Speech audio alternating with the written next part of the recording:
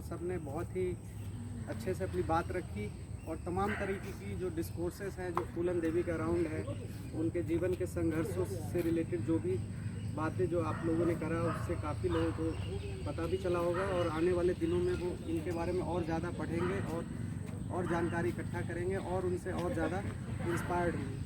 तो इस कड़ी में मैं एक दो चीज़ें और ऐड करना चाहूँगा कि पटना के गांधी मैदान में वो आई थी और एक बहुत बड़ी रैली को वो संबोधित कर रही थी और उन्होंने दो तीन चीज़ों पे फोकस किया था। एक तो उन्होंने बोला था कि अगर हमें पितृसत्ता को चुनौती देनी है तो हमें घर से भी स्टार्ट करना पड़ेगा। जैसे अगर उनके जीवन के क्रम में अगर आप उनके लाइफ के क्रम में देखेंगे तो उनका जो पति विक्रम मल्लाह होता है, तो उनकी चूँकि शादी जो है वो बहुत कम उम्र में की जाती है, तो उसके बाद आप अगर फिल्म भी देखते हैं तो दिखाया जाता है कि विक्रम मल्लाह उसका पति भी उसको उतने ही उस तरीके से रेप करता है या जो भी हो। तो वो कहती है कि अगर आपके घर में अगर भाई हो या पिताजी या कोई भी हो, अगर आपको चाटा मारते हैं या आप पे उस तरीके से बदसलूकी करते हैं तो आप उसको चाटा मार के ही जवाब दो। तो यानी पितृसत्ता को जो चुनौती देने का जो कार्य है वो घर से शुरू होना चाहिए। ये नहीं कि और भी जो बाहरी परिवेश में अगर हमें कोई सता रहा है तो सिर्फ उसी का हम विद्रोह करें।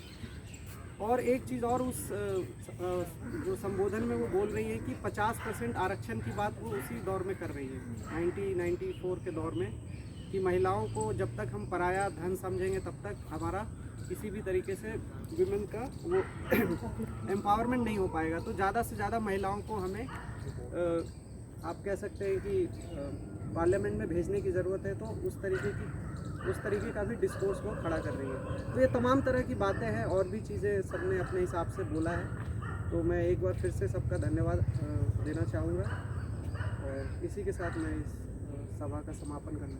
धन्यवाद।